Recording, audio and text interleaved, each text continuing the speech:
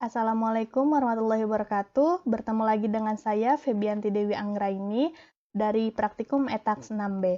Nah, pada video kali ini, saya di sini akan memindahkan data dari laporan keuangan ke dalam ESPT tahunan PPh Badan. Nah, untuk yang pertama, kita buka terlebih dahulu soalnya. Di sini ada data wajib pajak, kemudian direktur, komisaris, pemegang saham, neraca, dan laporan laba rugi. Nah, kita bisa langsung close saja. Selanjutnya, kita buka aplikasinya.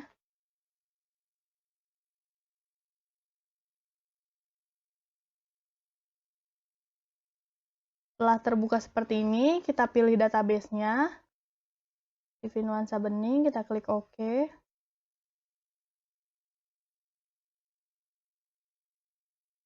Selanjutnya, untuk NPWP-nya kita bisa lihat pada soal. Kita buka dulu soalnya.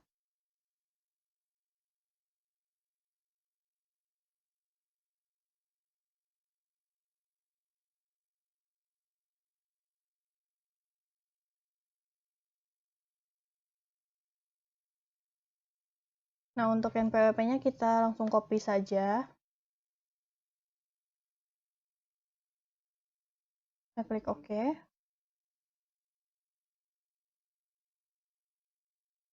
Kemudian selanjutnya, kita disuruh mengisi profil wajib pajak. Ada halaman 1 dan halaman 2. Kita isi dulu halaman 1. Nama wajib pajaknya.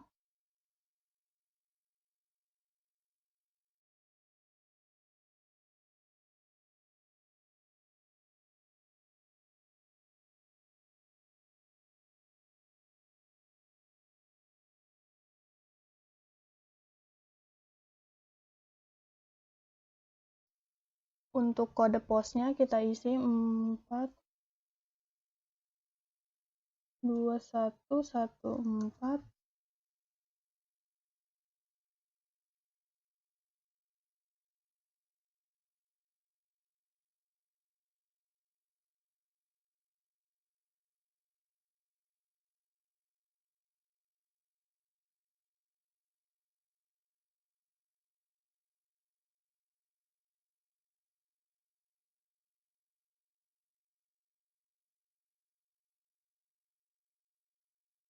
Untuk merek usahanya kita asumsikan perdagangan. Jenis usahanya perdagangan minyak.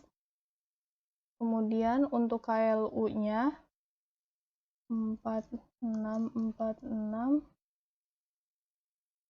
Kemudian untuk jenis WP-nya BUT, tahun bukunya Januari 2020. Kemudian jenis laporan keuangannya perusahaan dagang. Setelah kita selesai mengisi halaman yang pertama, kita ke halaman kedua. Untuk pimpinan perusahaan dan nama pejabat penandatangan, kita isi dengan nama Aldiano Vidi.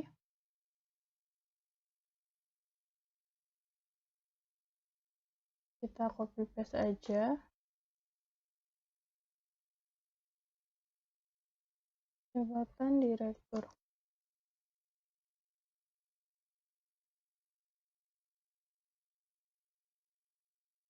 Untuk NPWP-nya kita copy paste. Kemudian apabila tidak ada nama kuasa penandatangan, dikosongin aja. Setelah semuanya terisi, kita klik simpan.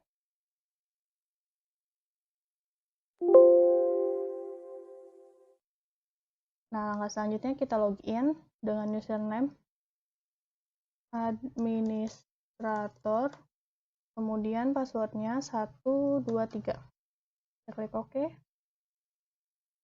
Baiklah, setelah kita login, kita membuat SPT baru terlebih dahulu. Caranya klik program, buat SPT baru. Untuk tahun pajaknya 2020, kita langsung aja buat.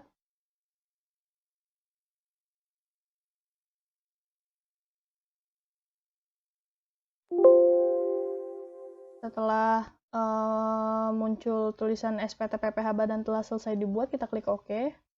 Ini kita langsung close saja.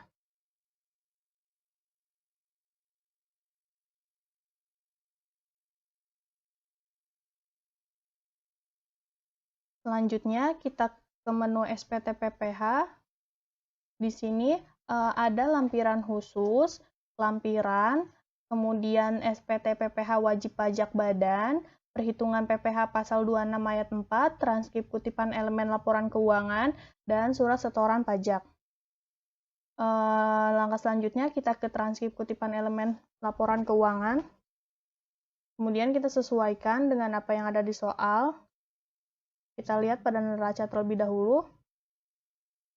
Untuk kas dan setara kas 58.900. Kemudian piutang dagang itu di piutang usaha pihak ketiga 920, 750, 486. Selanjutnya kepersediaan.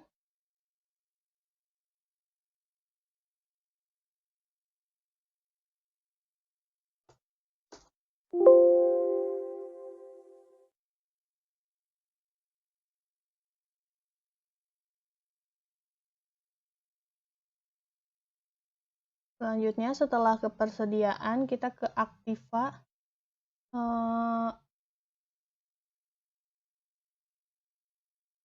Selanjutnya setelah kepersediaan kita lanjut ke aktiva tetap lainnya.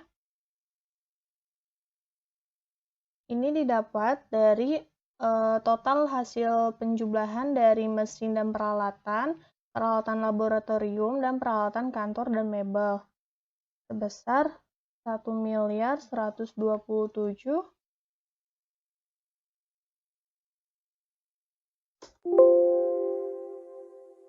Kemudian dikurangi akumulasi penyusutan, itu hasil dari penyusutan mesin dan peralatan, penyusutan peralatan laboratorium, penyusutan peralatan kantor. Itu kita tambahin, hasilnya yaitu 118.750. Nah, selanjutnya kita lihat di jumlah aktivanya sudah sesuai dengan yang total neraca pada soal. Kemudian selanjutnya kita ke neraca kewajiban. Di sini ada hutang dagang, kita isi di hutang pihak ketiga.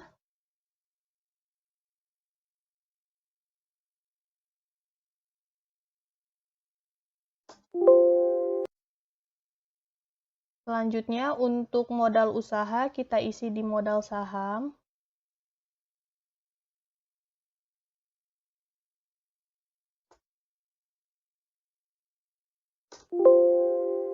Kemudian laba ditahan tahun sel, kita isi di laba ditahan tahun sebelumnya. 58, 982, 489. Kemudian laba ditahan tahun ininya 170, 395, 469.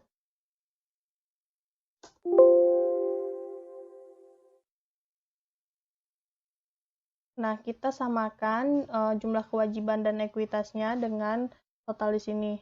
Apabila tidak sama berarti ada kesalahan. Ini kita salah. Ini 380. Nah, teman-teman, apabila sudah sesuai, kita bisa lanjut ke selanjutnya, yaitu laba atau rugi. Kita lihat pada soal.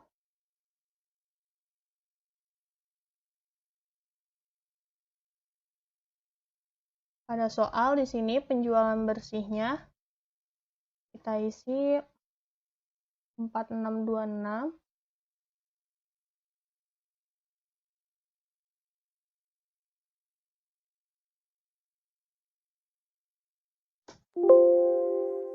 Kemudian selanjutnya kita ke pembelian. Pembeliannya itu 3547.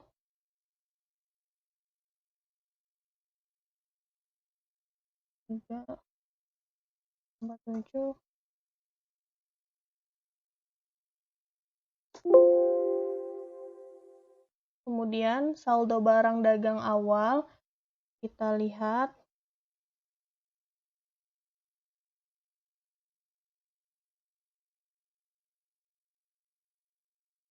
di sini untuk saldo barang dagang awal atau persediaan awalnya 811.800.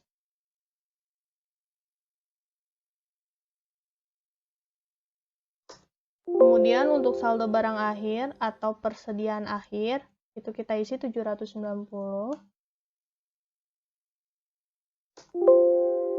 Nah, langkah selanjutnya kita lihat dulu pada laba kotor. Di sini laba kotornya kita sesuaikan dengan yang di soal. Laba kotornya juga apakah udah sama?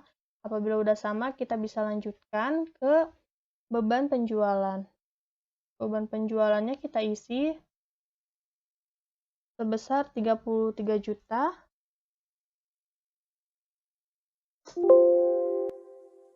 Nah, selanjutnya untuk beban umum administrasi itu didapat dari total biaya gaji ditambah dengan total biaya umum dan administrasi.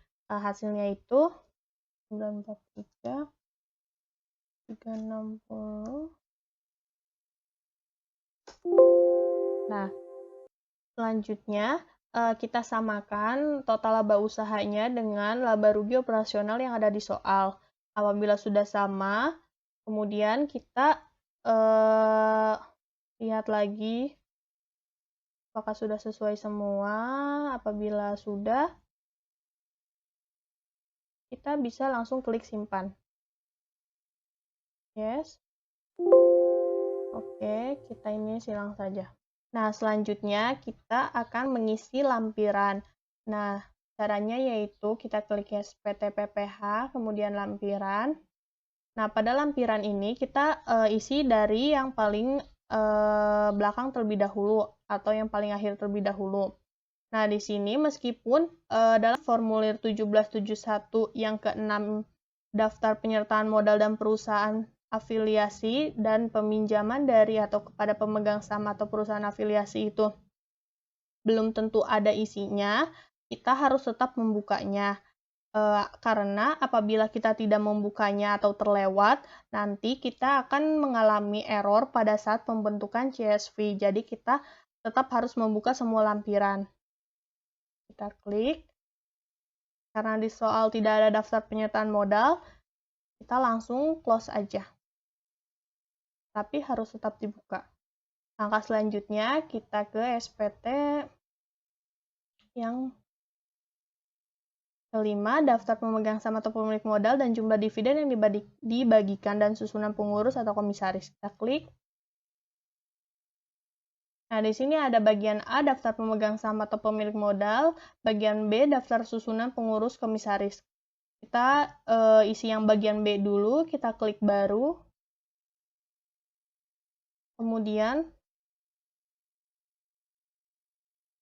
Kemudian untuk komisaris kita lihat di soal.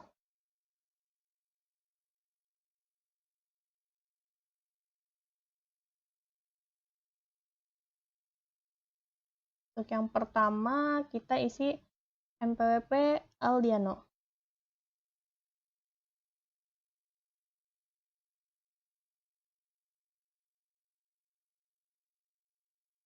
Namanya kita isi Aldiano Vidi. Alamatnya kita copy paste aja.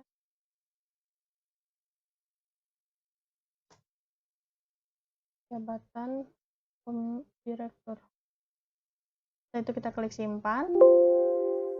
Kemudian untuk yang kedua kita mendung hikmat. NPWP-nya langsung kita copy paste aja.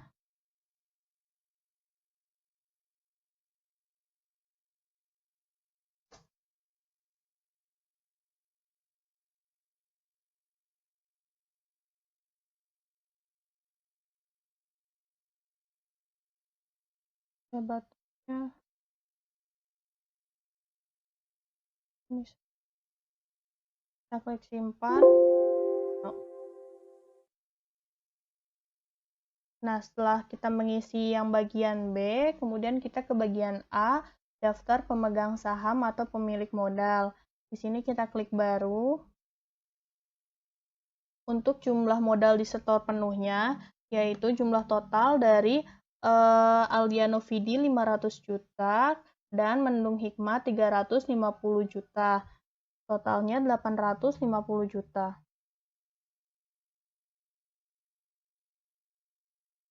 Kemudian untuk NPWP pemegang saham yang pertama, kita copy paste yang Aldiano Vidi.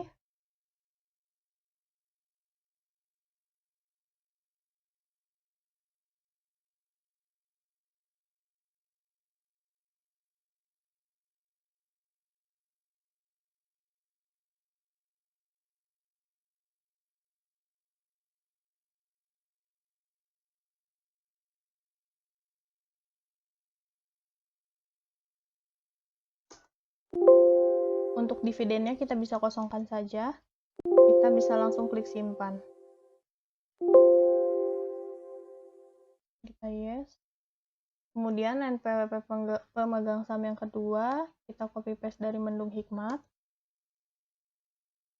Kita langsung copy paste saja.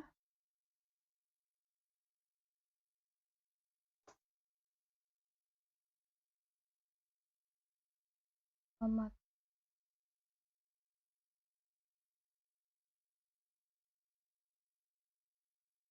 Ini 350. Untuk dividennya kita kosongkan juga, kita klik simpan. Nah, setelah jumlah modal di start penuhnya 100%, ini kita langsung close saja.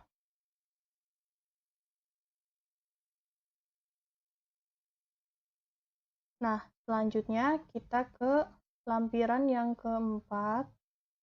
Di sini ada penghasilan yang dikenakan PPh final dan yang tidak termasuk objek pajak. Kita klik. Ini kita klik jenis penghasilan lain-lain. Kita klik tambah. Jenis penghasilannya PP 46. Kemudian dasar pengenaan pajaknya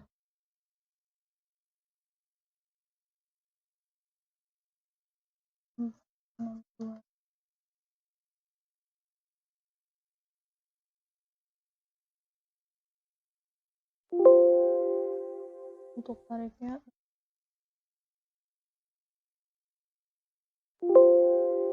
Nah, maka akan otomatis PPh terhutangnya langsung ada. Kemudian di sini kita klik simpan. Yes. Ini kita checklist dulu. Kemudian kita ini keluar. Kemudian simpan. Yes. Oke. Kita close saja. Langkah selanjutnya kita mengisi lampiran yang ketiga, yaitu kredit pajak dalam negeri. Kita klik.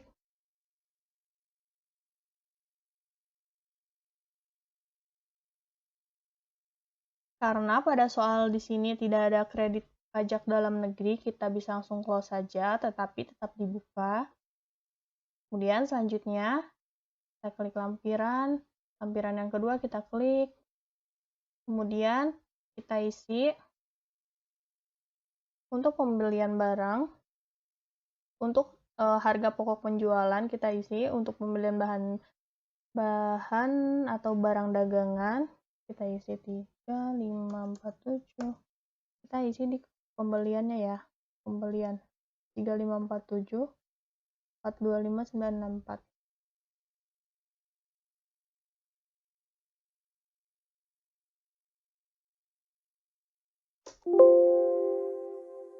Kemudian selanjutnya ke persediaan awal.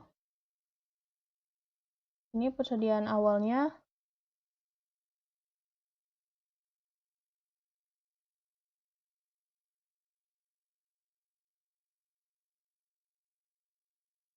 Di sini persediaan awalnya itu 811.800, kita langsung isi saja 811.800. Kemudian untuk persediaan akhirnya 790.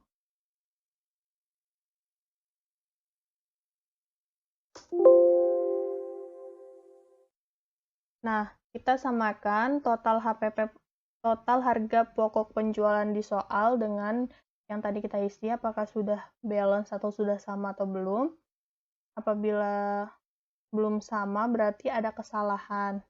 Nah, totalnya ini sudah sama. Selanjutnya kita langsung ke biaya usaha lainnya. Kita gajinya, kita lihat gaji. Di sini gaji 779.600, kita isi 610.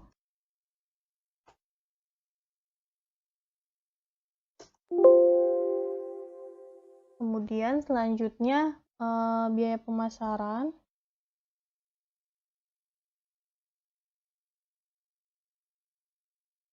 Ini biaya pemasaran 33 juta. Kemudian selanjutnya biaya lainnya 163 300.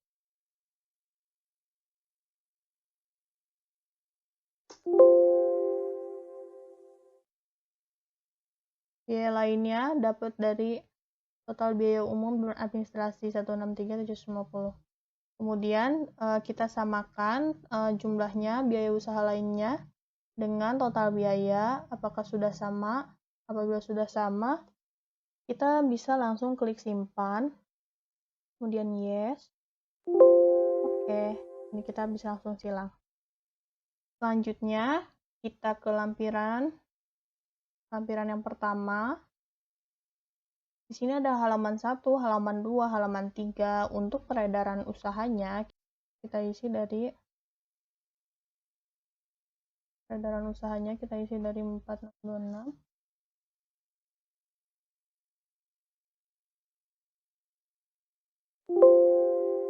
Kemudian harga pokoknya. Kemudian kita lihat untuk penghasilan neto biaya usaha lainnya 976.360. Apakah dia sudah sesuai? Kita lihat ya sudah sesuai. Selanjutnya kita ke penghasilan yang dikenakan PPh final dan tidak termasuk objek pajak. Nah, ini kita samakan dengan jumlah penghasilan neto komersial.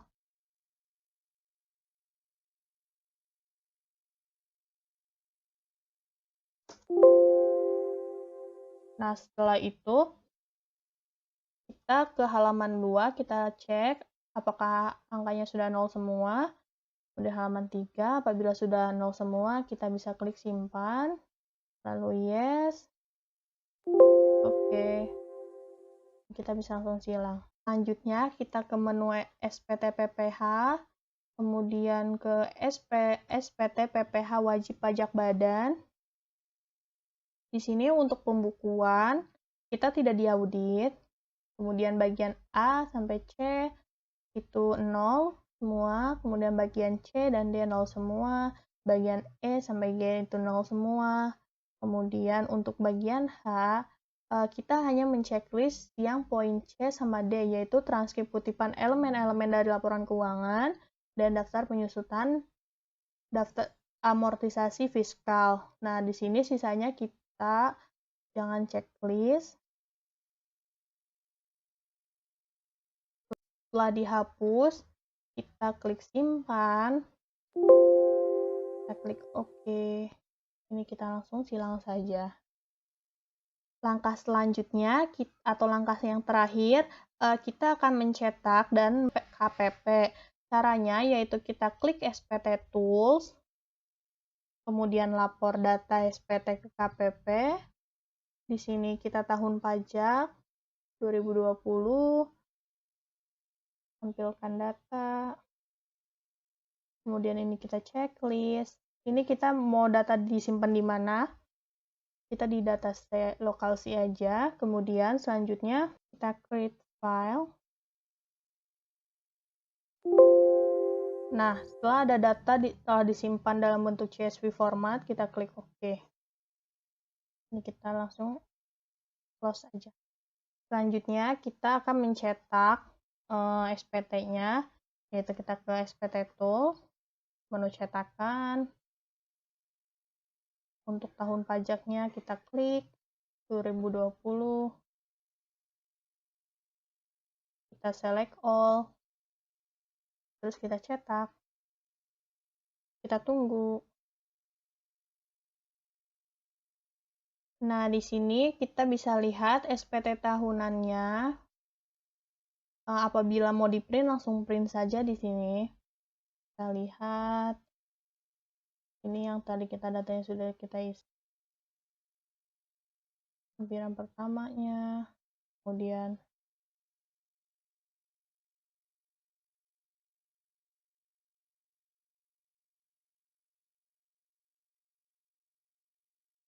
kita bisa lihat lampiran-lampirannya.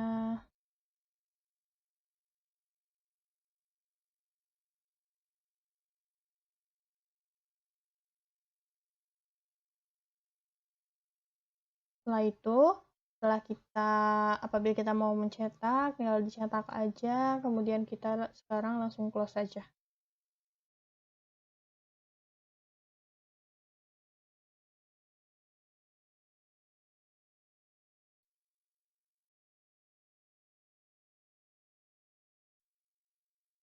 Cukup sekian video kali ini.